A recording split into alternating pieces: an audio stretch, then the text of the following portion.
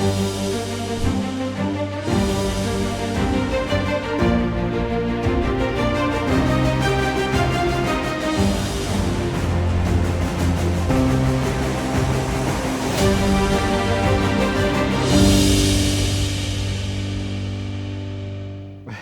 qué tal, mi gente? Bueno, en la primera sesión, esta es la segunda, por si te integras ahora, en la primera sesión hicimos un comentario sobre un seguidor, ¿verdad? En YouTube, quisimos aclarar que estamos muy claros que el petróleo no es inorgánico, solo se mencionó en un momento, bien. El petróleo hasta ahora se cree que es orgánico, en su composición, eminentemente orgánico, ¿verdad? Bueno, y el ingeniero Juan de Dios empezó a hablar sobre algunas situaciones y como ustedes saben que él se va a lo profundo en la historia de Chile y Perú. Bien, ahora él va a continuar, pero antes de que él continúe, ¿qué te parece si hacemos un comentario sobre EGI, una de las empresas rentables del Estado? Correcto. Es decir, que el Estado tiene empresas rentables para aquellos que creen que todo lo público es malo. EGI es una empresa rentable, que todos los años le genera beneficio al Estado dominicano. Y está trabajando en unos proyectos que en algún momento nosotros hemos comentado aquí. Sí, 24 proyectos tiene ahora en marcha. Principalmente hidrobombeo, que eso es interesante. Hidrobombeo... Creo que son 3 hidrobombeos que tiene. Bueno, el total, quedaron enviarme la presentación, no me lo enviaron. Sí. Pero bueno, tiene esos proyectos de hidrobombeo combinados con eólica y con energía solar. Vale decir que el hidrobombeo es una tecnología relativamente nueva en el mundo y ya ellos la están trabajando, la están desarrollando. Hasta fueron a ver una planta en Portugal, ¿verdad? Sí, bueno, esa planta en Portugal creo que estaba ya o ya estaba aquí. Yo sé que fue noticia internacional porque es de las más grandes del mundo, esa de Portugal, 800 megas. Sí. Bien, en algún momento nosotros hemos explicado el sistema de hidrobombeo. Tal vez en otra entrega vamos a dar detalles, porque es bueno su tema ir repitiéndolo, pero queremos hacer el comentario para que tengan en cuenta que EGI está a la vanguardia.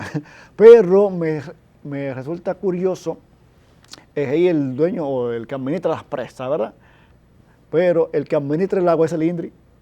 Y hay conflicto de intereses por en dos instituciones públicas que pudieran ponerse de acuerdo para llevar a cabo a buen puerto todo. Hay un problema de norma, porque yo creo que la ley del INDRI imposibilita a EGI hacer ciertos proyectos. Digo que como son instituciones públicas, ¿verdad?, del mismo gobierno, correcto, pudieran ponerse de acuerdo, si tienen que someter un proyecto, cambiar la ley al Congreso, correcto, que se ponga de acuerdo, mira, vamos a hacer esto, ¿qué tú crees?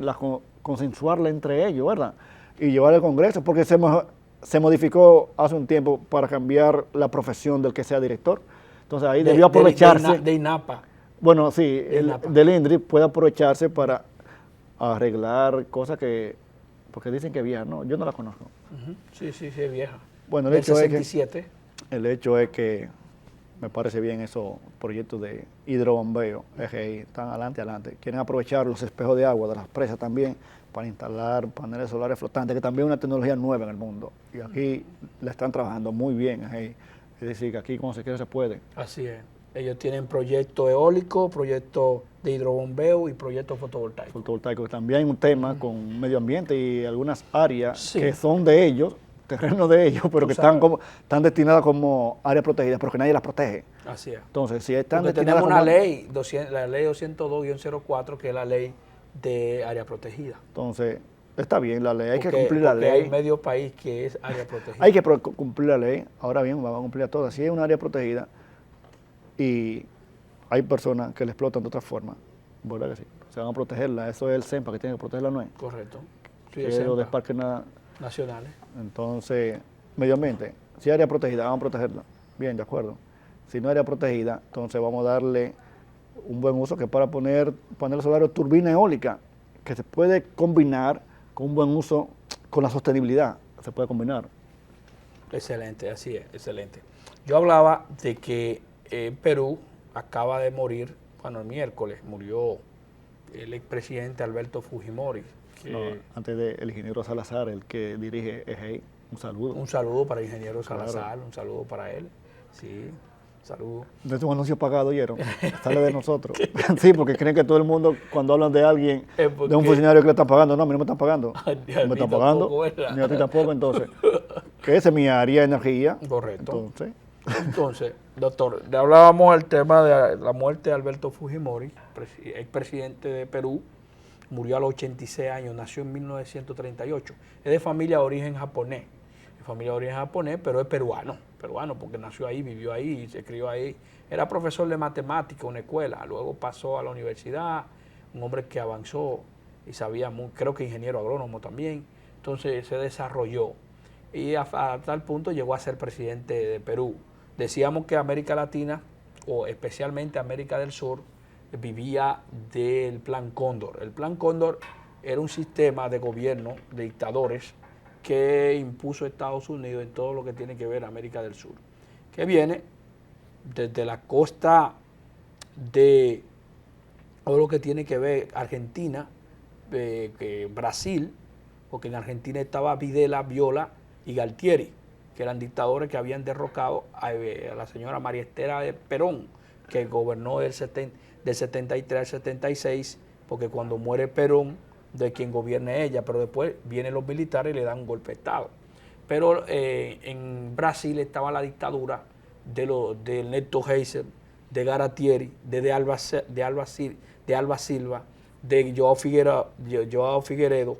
Todos esos grupos eran militares que dirigieron a Brasil. Bueno, en la época burocrática militar que gobernó del 64 al 85, 21 años. La democracia regresó en Brasil en 1985 con Tancredo Neves, que gana las elecciones, pero con el mismo día de la juramentación, él muere. Dios mío. De quien gobierna el vicepresidente, que era José Sarney. Pero la democracia regresó en Argentina, ¿usted sabe en qué año? En 1983. En Perú en 1980 con Belaúnde Terry. Pero digo esto porque cuando cogemos el ejemplo, República Dominicana está viviendo más tiempo de democracia que estos países. Porque la República Dominicana, si entendemos que la democracia regresó, fue en 1978 con Antonio Guzmán, porque Balaguer, los 12 años se consideran que fueron 12 años brutales. ¿Y no lo declararon padre de la democracia a ese presidente? Así es, así es. No, yo pregunto, tú sabes. Entonces, digo esto porque en Paraguay estaba el señor Stroessner, que salió del poder en el 89. En Uruguay la democracia regresó en el 85.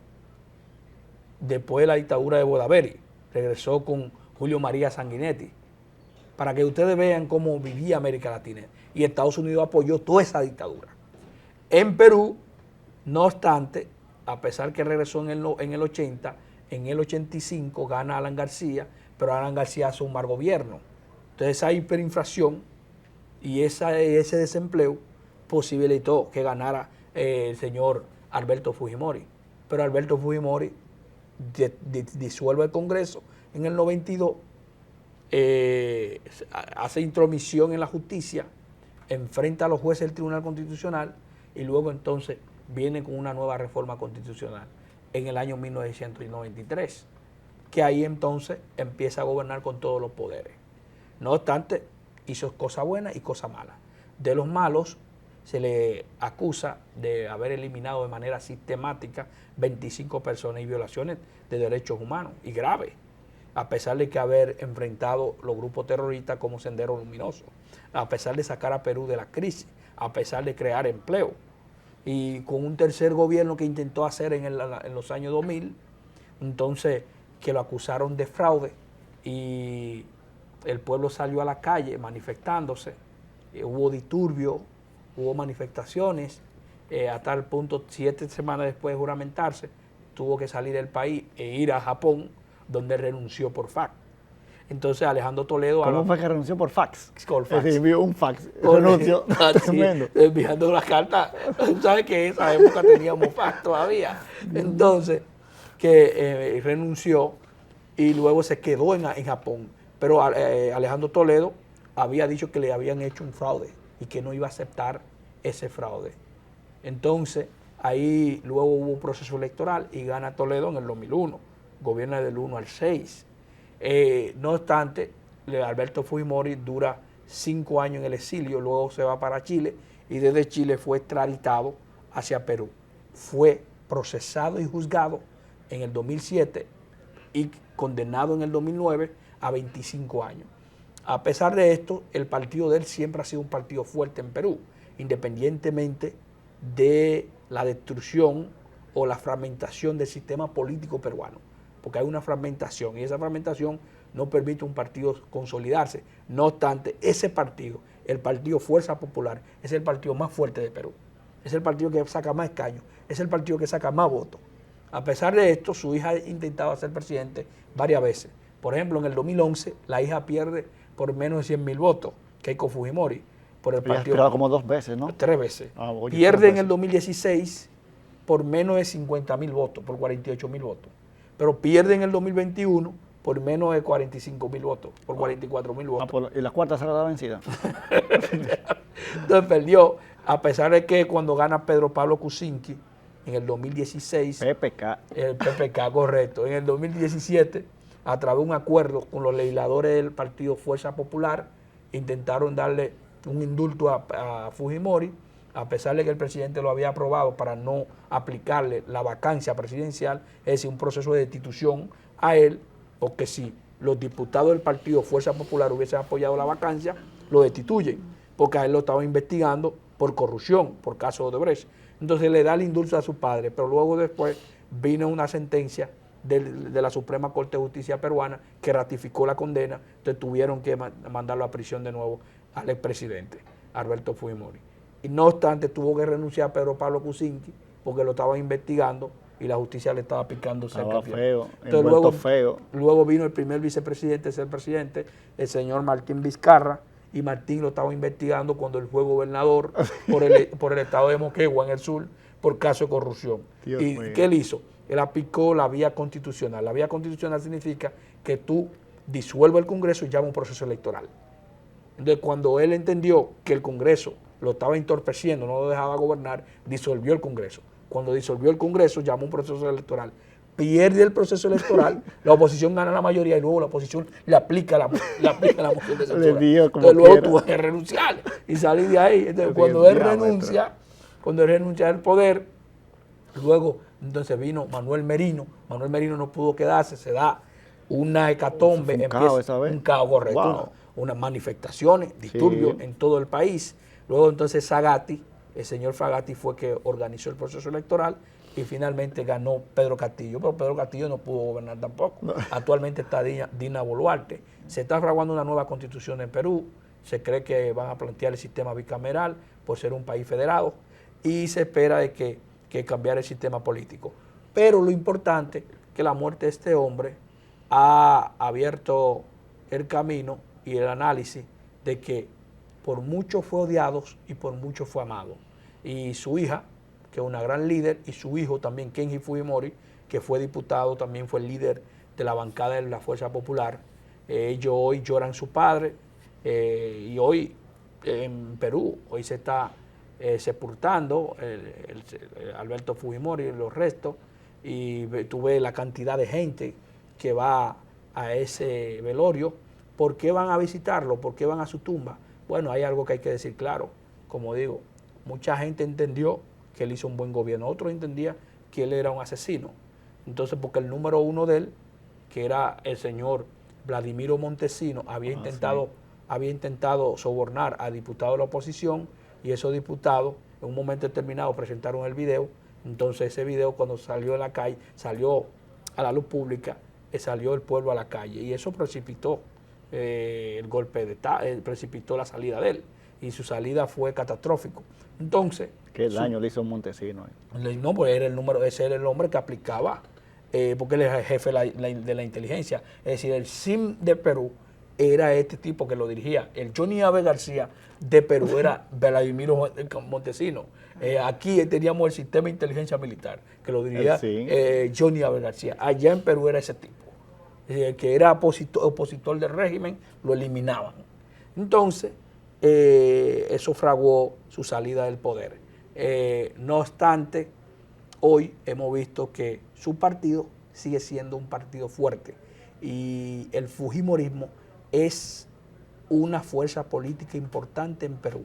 Y usted va a ver que en el próximo proceso electoral el fujimorismo va a ir a segunda vuelta. Es decir, hay que vencer al fujimorismo, porque es un partido consolidado y fuerte en Perú. De manera que entendemos que hoy su muerte enluta a muchas familias en Perú, pero también mucha familia entiende que es un momento de que él está pagando por lo que hizo, por la violación de los derechos humanos. Bueno, vamos a una pausa. Sí, una pausa.